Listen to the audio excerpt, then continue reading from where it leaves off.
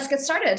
So, hi everybody, I'm Rosa. For those of you who don't know me, I'm the head of talent experience here at Andela, and I'm super excited as a previous product person to be moderating this fireside chat with Brax and with Peter, who are the authors of Product Sense, which they released recently. They're definitely going to talk a little bit about that later on today. Peter is the senior product manager at EA, and Brax is the product director at Leica.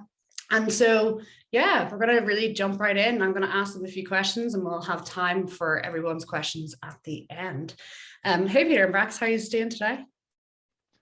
Doing well, thank you. Happy to be here. Fantastic. Yeah, same. Amazing. Yeah, we're really excited to have you.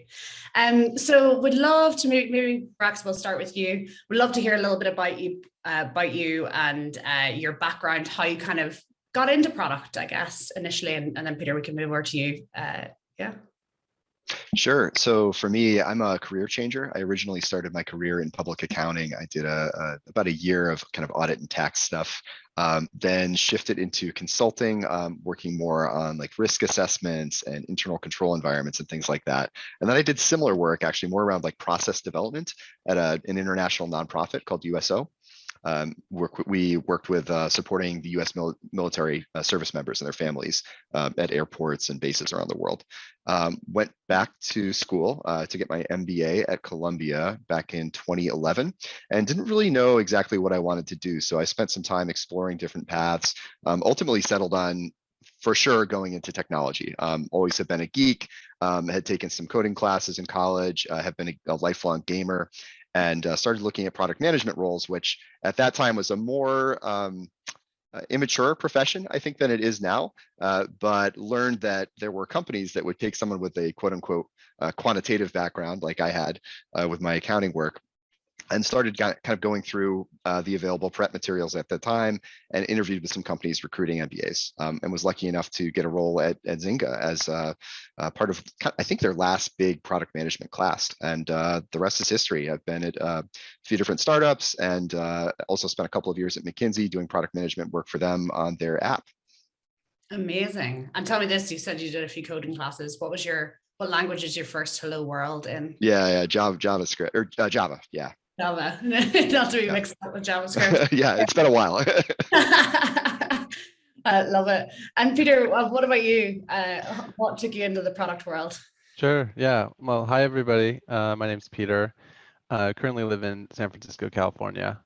And my foray into product management has actually started as an interest, or I was a big gamer in high school, and I played a lot of video games, and I played card games and things like that. And I wanted to see at the time if I could make a career in video games. And so I think it was that passion for playing and wanting to build games that led me into product management. So I was able to I started my career at Zynga, which is where I met Braxton, and I was able to get that internship even though there was no product management experience, just by demonstrating just a passion for the product and the knowledge of the industry of the space, that like Zynga took a shot on me to be kind of a junior product manager there.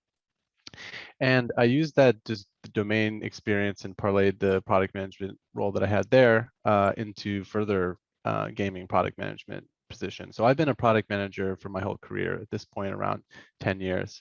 I've worked at Activision and Blizzard working on Call of Duty mobile games. I spent a year doing kind of independent consulting as well for different gaming companies as a product manager consultant. And then I spent a little more than 3 years at Unity Technologies working on the game engine that they had there. I currently a senior product manager at Electronic Arts, and I do sort of product strategy there. So kind of thinking bigger picture, what should we be building and why across the portfolio rather than working on a specific game. I really like product management because it's a lot of problem solving. So thinking about what are kind of the problems that we're trying to solve, who are the customers, and what are the pain points, trying to decipher exactly the most important thing that the team should be focusing on now, and trying to, you never, as a product manager, you're not necessarily charge of anybody, but you're leading without authority and using kind of your soft skills along with some hard skills to be able to paint a picture of what the organization should be focusing on. And that's kind of how I got into it and why I'm still into it. And I think that's, Braxton and I had met at Zynga and we had stayed in touch. And I think that's one of the great things about product management and just, the tech world in general is that you form some really close relationships. And so Braxton and I, stayed in touch as friends as well as colleagues. And then around a year and a half ago, maybe 2 years ago now at this point, we had decided to collaborate on what we learned about product management, the differences in our careers, and how we can basically come together and write a book that help other people do what we do. And that it wasn't necessarily very obvious for some folks on how to get into PM. There's plenty of resources and classes, and you can get you get a degree in CS to become an engineer, but product management doesn't have a similar kind of education background that puts you right on that path. So that's why we collaborated, and we're happy with what feedback people have said so far, and want to spread the word to tell people that it's possible to be a PM if you want to and you have that passion. Amazing, Peter. That's really good. And maybe staying with you actually on that point. So, there is no one linear path to product. I think that's something that you mentioned there, but also like it's widely kind of known. I've met product managers who have backgrounds in, well, maybe Braxton, you were an accountant, but I've met people in PR who have transitioned, a lot of career changers, a lot of people within the product space. So yeah. Della, we have a lot of people who are, initially engineers and maybe want to move into the product management space. What would you say what are the key competencies that you think for any product manager that would be amazing to kind of focus on if you maybe come from a different background, or, you're not just heading in that one path, you've never done product management before? Sure, I'll give an answer, and I know Braxton has his point of view as well. But one thing that we talk about in Product Sense, the book that we wrote together, is this concept of the PM superpower. So our philosophy is that PMs aren't commodities. Each person comes to the table with a unique set of skills and experiences and I guess just points of view that might be different from another person. And so what we found is helpful for people who are trying to get into the space for the first time is to craft a narrative about what unique value that they bring, their superpower essentially. So perhaps your passion is in like UX or design, and maybe you're a front-end engineer who thinks about those problems a lot. And so what you want to be able to do is say to an organization, I can understand, I've been working in front-end development. I understand the problems that users have when they're going through a sign-up flow, for example. So what I can bring to the table is an understanding of users' pain points and being able to, optimize this flow or bring value to the customer to help them understand the product before they decide to buy, things like that. And then the organization is going to, it's instead of trying to convince an organization that you are the best fit for the role, you want the organization to say, oh my gosh, this person, if we don't hire this person, we're going to miss out on an optimal experience if we went with somebody else with a different experience. And so that's one of the things that, even though there isn't necessarily these super hard skills that a PM needs to have, but more along the lines of demonstrating that you have a unique set of skills that are different from another person. But Braxton, what do you think? I think you might take a different approach than me. Yeah, I think there's a few things I would call out, and definitely we discuss some of the ideas that Peter just mentioned in the book, but I would also say really important to be kind of a utility player. So you never, as a product manager, you never know exactly what role you're going to be required to fill. Typically, it's something that someone else isn't doing. So not only that willingness to step up, but the intellectual curiosity required to be constantly learning new things and be the expert on the team in some subject where no other expert exists. We talk a lot about empathy for your customers or your users.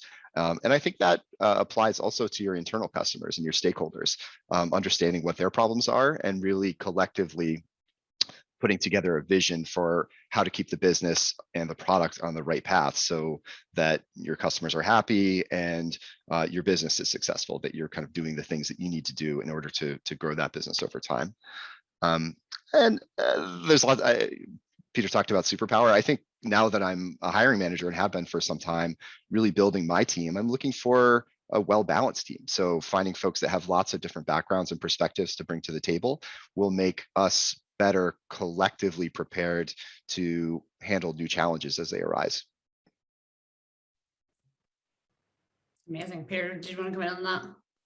Well, yeah, and I think just to double click on this point, I think there, when I first started PM, I was a little anxious about whether or not I had the right skill set to be a PM. And at the time, it was like, oh, do I know SQL well enough to be able to run my own data queries, or do I have to do all these crazy Excel macros or things like that? And there's a lot less, like the longer I'm in product management, the more I realize that the soft skills are what makes a really strong PM. So being able to, take a pause and try to focus on the right questions, being able to drive alignment across, not only the rest of the PMs, but engineering teams and design and sales and whoever else, and you're managing up and sideways, and being able to um, driving alignment, especially as the organization is really big, is something that's just so hard to do, and a good product manager can do that and get everybody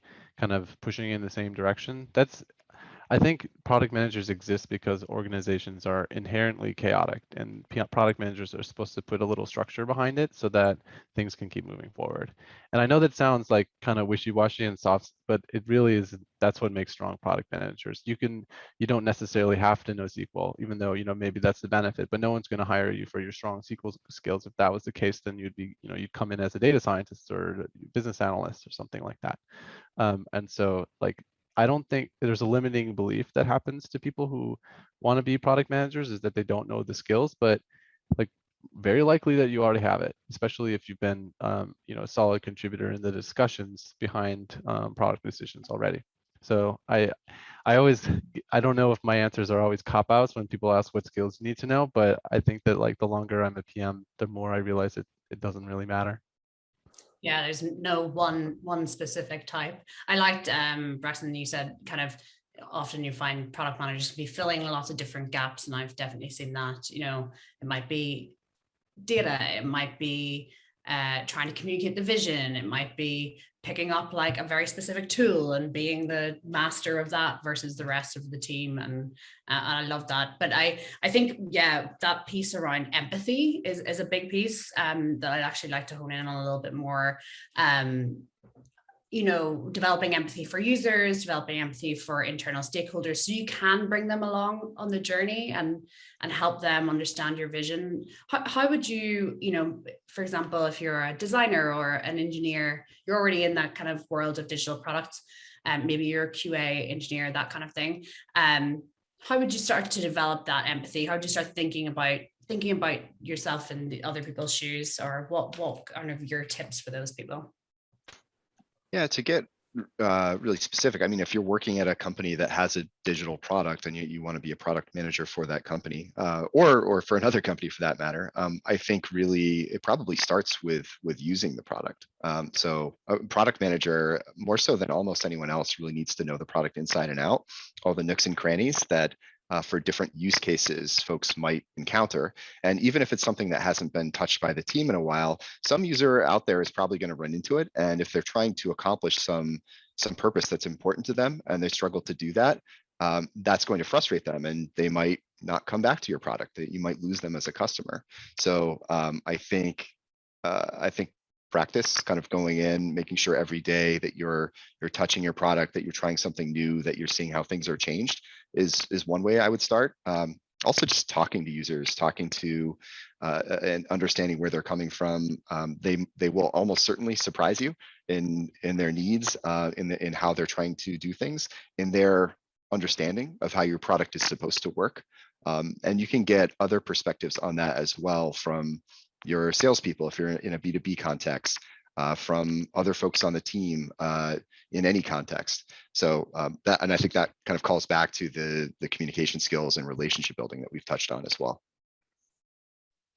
I have a few points as well. So definitely echoing Braxton's point about talking to customers, there's no replacement for that. That's definitely a thing that PMs need to do, and on a regular cadence. Like I got 3 other strategies for building empathy or practicing it. So one thing that we've uncovered during the research of the book when interviewing some folks is that a common trend that we heard is that people in customer support make really great product managers, and also a valuable source of information about understanding the pain points that the customers have. It's pain points so great enough that they're writing in and talking to someone to get some support or feedback. And so working really closely with your cross-functional partners to get their take on what the customer needs, and support being one of them, and sales usually being a frontline piece of information, helps you gather a bigger picture of what the customer is saying and their problems are as well. I will say couple other strategies that we've had that we talk about in the book is that one, everybody already has kind of product sense or user empathy is what we're talking about. And for example, if you've ever bought a product from Amazon or from a store and you used it and then you decided to write a review about it, or you thought about how whether or not that product was good or bad, you are exercising your empathy in some way. In your case, you had an expectation about a product. You had some pain points that product was trying to solve, and that you are evaluating whether or not that product that you purchased matches up to your expectation. And that's using your product sense. And being really intentional about thinking about things that you use every day and why you like them, why you don't, is a really great way to actually build your empathy for a specific user, even though you're the user in that case. But thinking about products in that holistic sense is a great way to practice that. And then lastly, in addition to what Braxton was saying about using your own product, using other digital products as well, just as breaking them down into like coherent pieces. So for example, and this is especially important when you're practicing for interviews, is say go to Spotify or go to really any product that you use, maybe Google Maps, and breaking down and thinking about each element and why did that developer choose to put it in that spot? Like, why is this button there? Why is it green? Why is this flow the way it is? And thinking about maybe the rationale behind it will help you put yourself in the shoes of the person who built it, the product manager, or designer, or engineer, and coming up with maybe the hypothesizing around the user flow and problems that the developers were trying to solve. And those are really great ways to practice being a product manager before actually becoming one. Amazing. Yeah. I think the piece that you said around like customer support and sales, I think that's Intercom, big product leaders here in Ireland, have a podcast, and they talk a lot about how do you collect those inputs and how do you collect them strategically, not just one-time things, although user interviews are super important, but having that cohesive set of data that you're using constantly to ensure that you're in touch with your users, in touch with what kind of empathizing, putting in their shoes that you are before you build. And I also love that piece around going to other people's sites, seeing what's out there. Really, really important. Mm-hmm. Going from that as well, so we've empathized with our users, built up that skill. Another big bit is that kind of trade-off and prioritization piece. Product managers have a big role to play in, getting people to agree on stuff, what's being built, what's next for the product, how that builds into the bigger strategy. And that might be a new skill for people as they're building, maybe coming in particularly from engineering or otherwise. How would you start to think about that as a core competency that people could build some more product sense in? Maybe Braxton, we go to you. Or yeah, this is also something that maybe is a little bit different everywhere in terms of how you go about prioritization for your team and your product. I think what I've tried to cultivate on some of the recent teams that I've worked with, is an environment where it really starts bottom up. So it is important, even if you are sort of at that associate PM level or PM level, that you are able to triangulate the needs of the product from different sources and start to put together a coherent vision of where you want to go. For me, the things that I usually recommend for folks who haven't done this before is looking at a lot of different sources. One that comes to mind is competitors, if you have them. So Peter and I just have both come from the gaming context in the past. He's still there.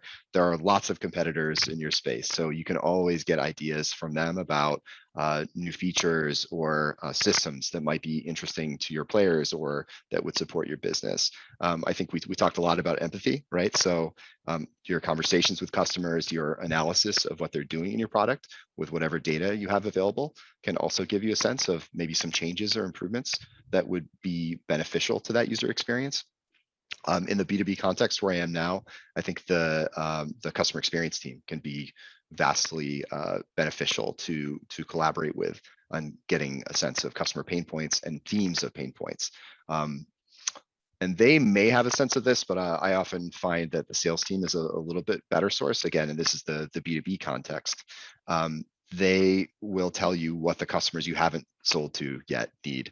So if you're trying to go up market, maybe talking to some bigger customers, they're the ones who, there will be some ideas out of left field, some of which you probably will not want to support. You don't want to try to be all things to all people. But as you start to get a sense of kind of the quantity of requests that sort of sound similar, you can potentially craft a vision for an improvement that will help meet those needs and unlock some new customers for you.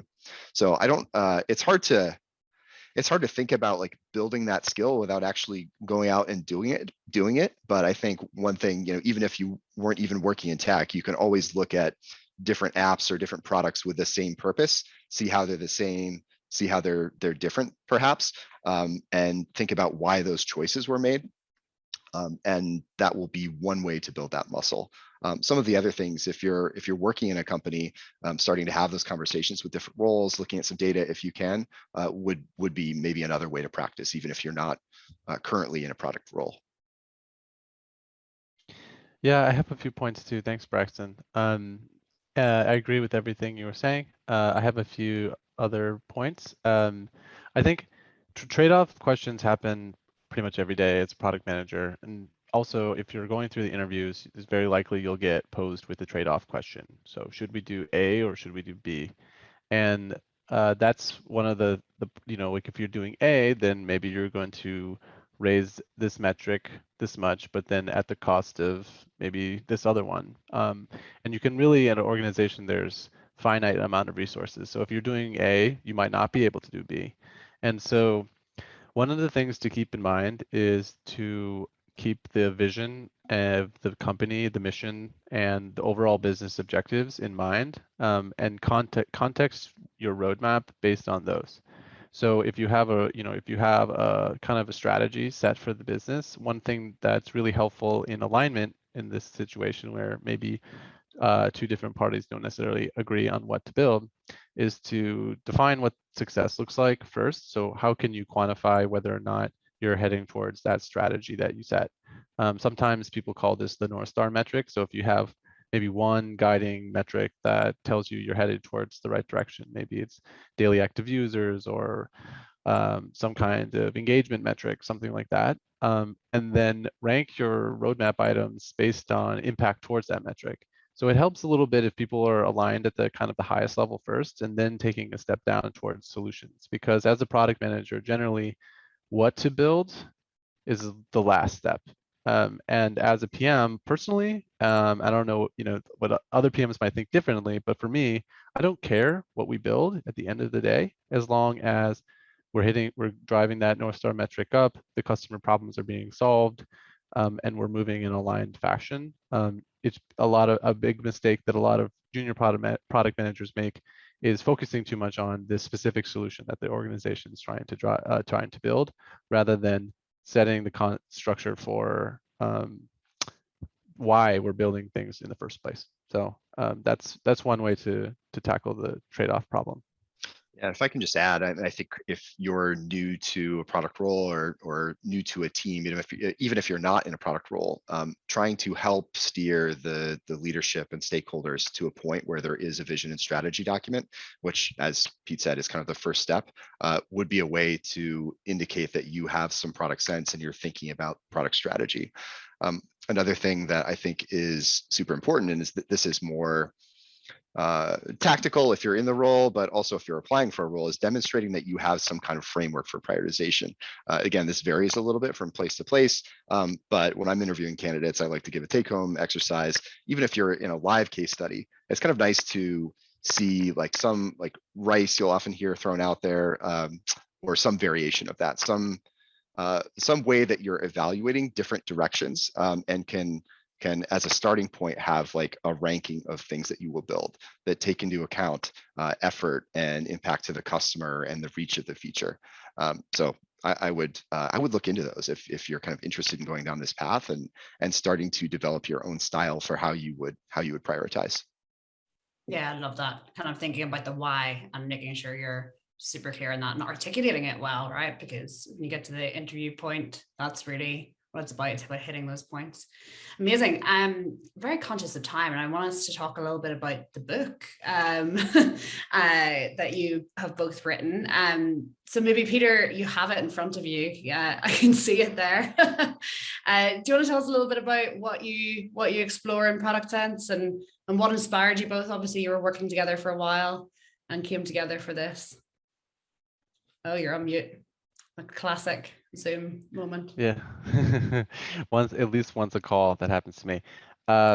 Yes, so just as a heads up to those who are attending, just as a way to say thank you for showing up and listening to us talk, we've discounted the ebook by 50%. So if you go to Amazon and find Product Sense, the Kindle version is half off. So thanks everybody for showing up and hearing Braxton and I talk.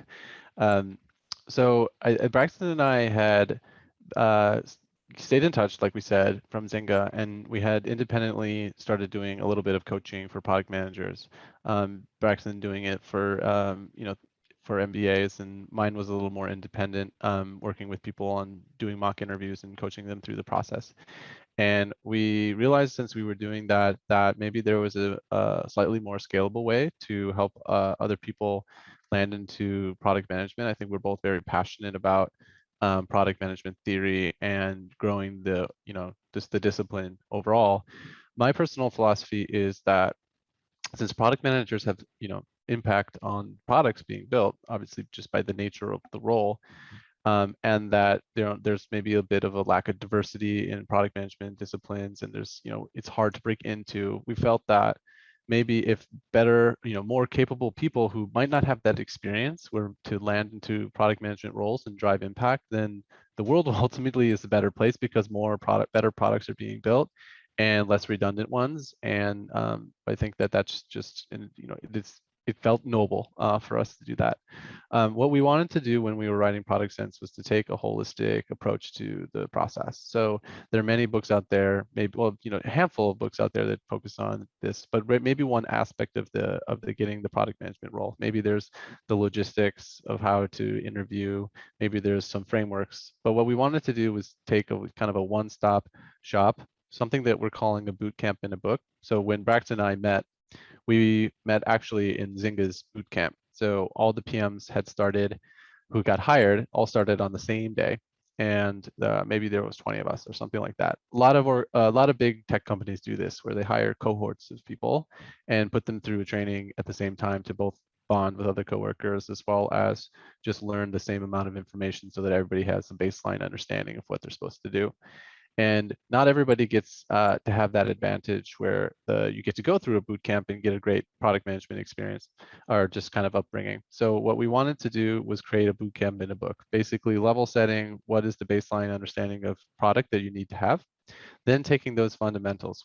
So just as a quick bullet point, those fundamentals we call the WSB problem, which basically stands for what should we build and why? That is the number one question that product managers at every single organization are trying to answer, regardless of industry, context, whatever. It's high enough level to say that that's essentially why product managers exist. So we try to break down those concepts in the first part of the book. And then what we do is we build on those concepts to create an interview framework. So now that you have that understanding of what product is supposed to be about, you can take that and now apply that to the interview context, so that when the hiring manager is looking for they're looking for those concepts in the WSB problem, and the framework that we show you is a way to demonstrate those concepts in a coherent way during the interview process. And then the last part of the book is the logistics part, which is basically what you need to know. No, sorry, rather how to get that job. So writing the resume, going through the interview. There's a big section on take-home exercises, which is very popular now in product management. And then we also talk a little bit about dealing with rejection, which is also something that happens in the process, as well as what to do when you succeed. So that's the book pitch. I'll stop talking about that now, and I'll let Braxton chime in here. Yeah, I think you covered a lot there, which was great, but had a few things to add. So I definitely think, although we were trying to be a one-stop shop, that we weren't necessarily trying to boil the ocean either. Peter and I have, to some extent, similar backgrounds, but our paths have also diverged. And we wanted to, through our coaching experiences, bring those perspectives together as much as we could, but also provide some different perspectives based on those different experiences.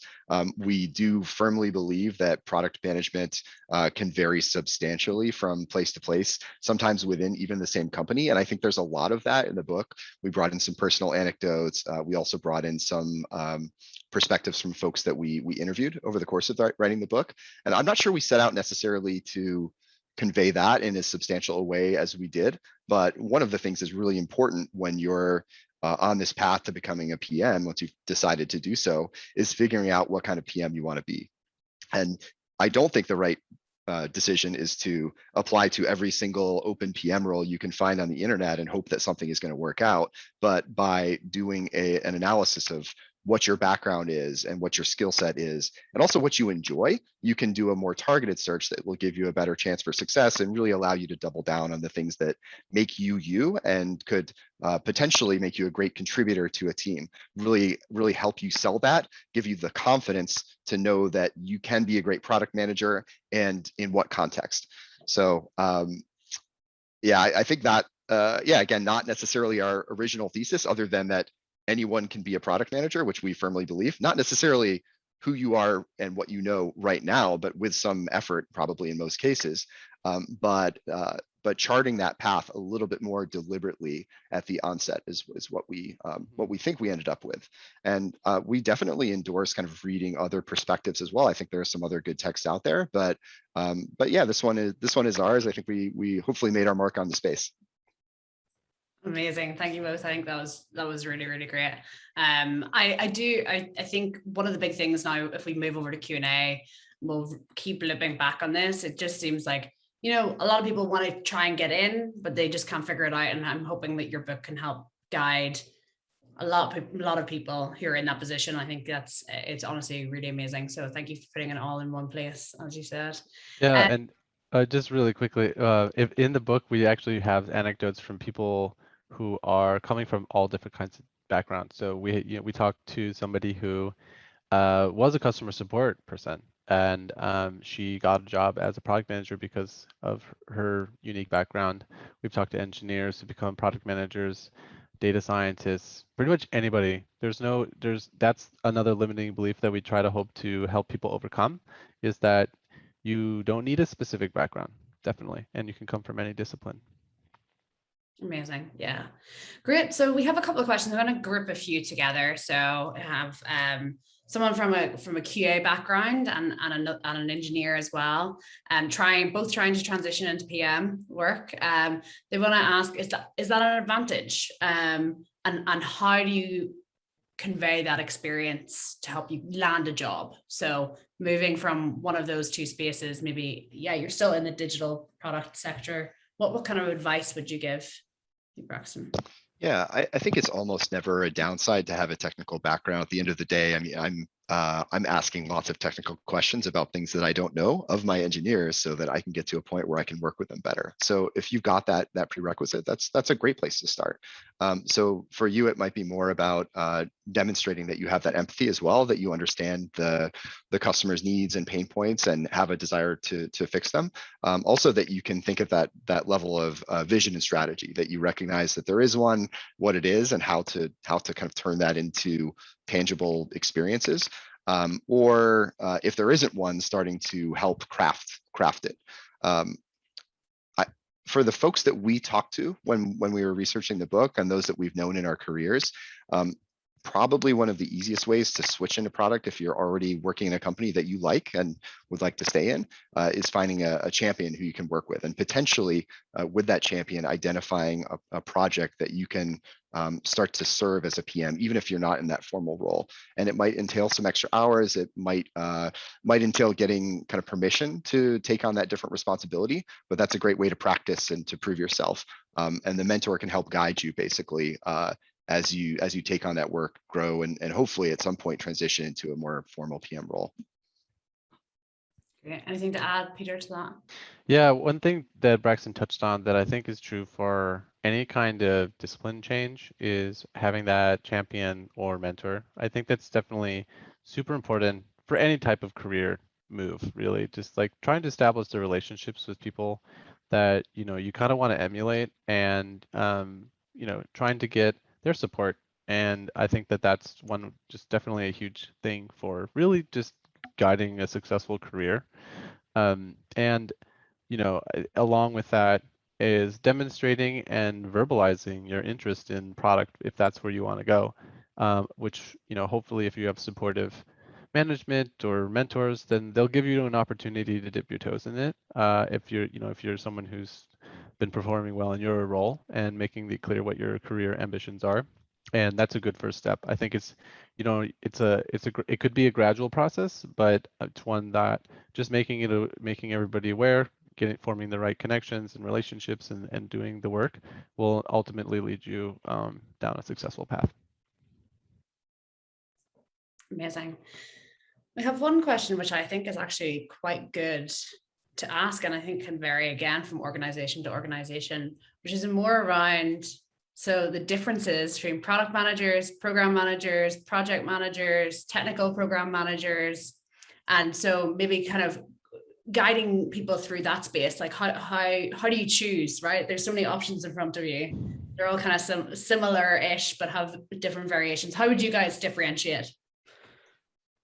At the end of the day, they are just titles. So you need to dig a little bit deeper to figure out what they're actually doing, because a technical program manager at one company might be equivalent to a product manager at another company. I think for some of the earlier stage startups that I've worked at, there's typically not as much of a project management function. So the PMs perhaps are doing a little bit more of that in their day-to-day.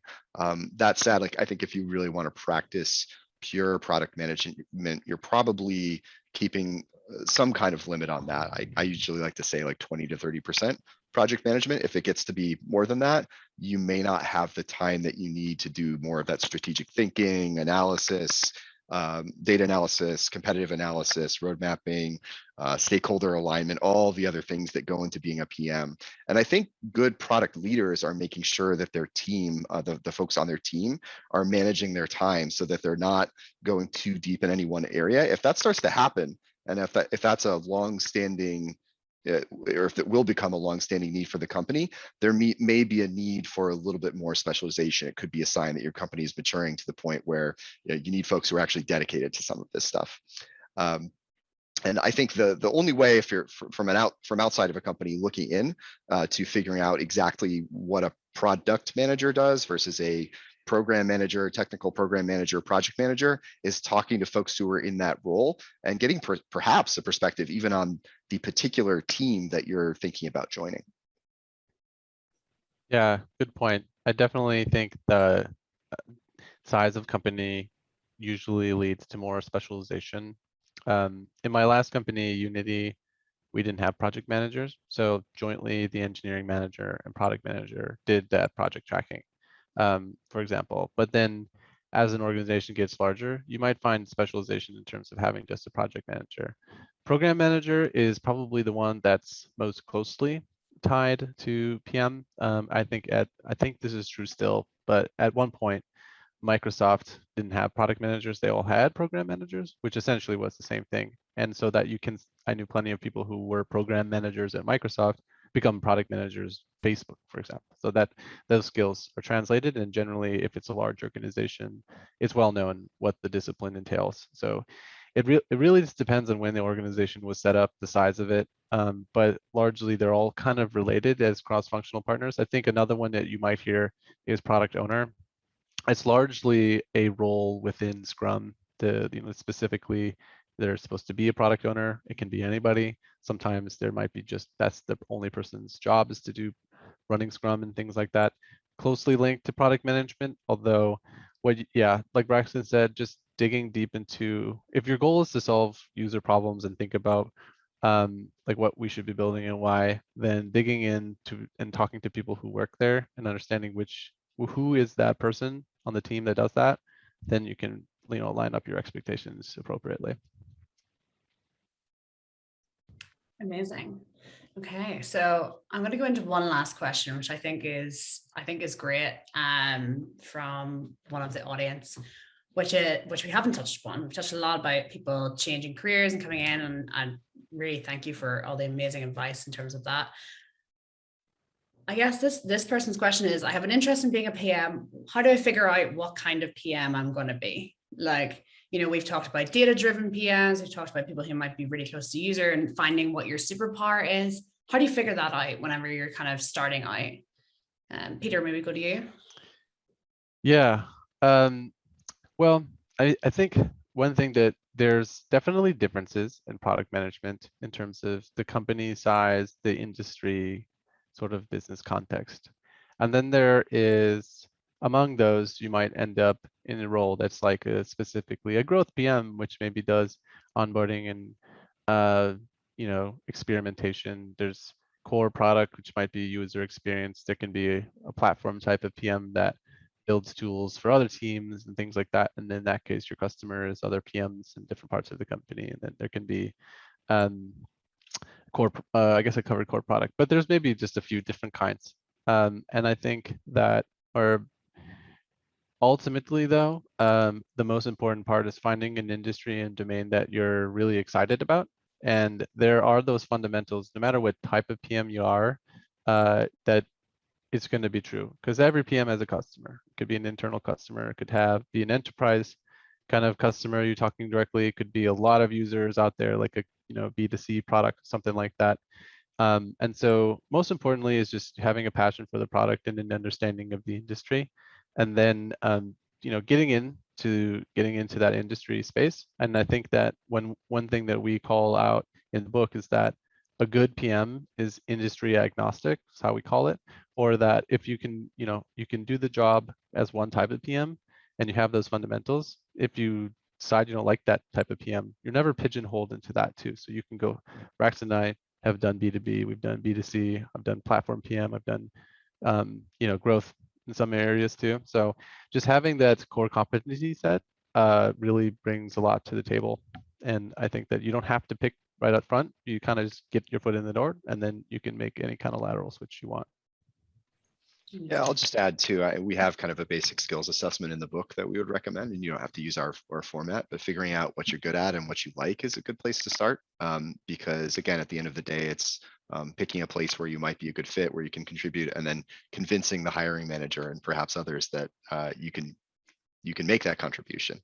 I would also add, so as an example, like I currently working in a B2B context, it's not super necessary for us to do really heavy data analysis on the product team the way that it was absolutely essential to do so at Zynga. So if you love work kind of crunching the numbers, you don't love talking to customers and getting that qualitative side, you can target companies that have a little bit more of one than the other.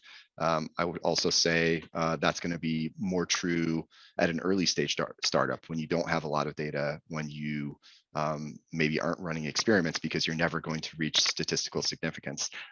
You're going to have to talk to customers. So if you don't want to do that, you probably shouldn't go seek that type of role. Amazing. Thank you both. I think we figured out a lot about how to figure out what your core competencies are, what your skills are now. I think we figured out how anyone can become a PM. I'm really excited to see, hopefully, lots of our webinar attendees kind of take on a lot of your advice, maybe head in that direction. Who knows? We learned a little bit about product sense, which I've really, really enjoyed. Congratulations on putting together such an amazing book. And I really hope that some of the listeners take advantage of that amazing offer for the next 24 hours. I've put the Amazon link in the chat, but you can find it on Amazon's the main place, right, Peter? Great. But yeah, thank you so much, Peter, and thank you, Braxton, for an amazing session. I know we could go on for much longer, but we are at time. And I hope everyone in the audience enjoyed this. Really looking forward to, hopefully chatting a little bit more about product and different things in the future. But thank you, everyone. And thank you, Peter and Brax. Yeah, thanks. It was great. Thanks, Rosa. Hope everybody has a great week. Amazing.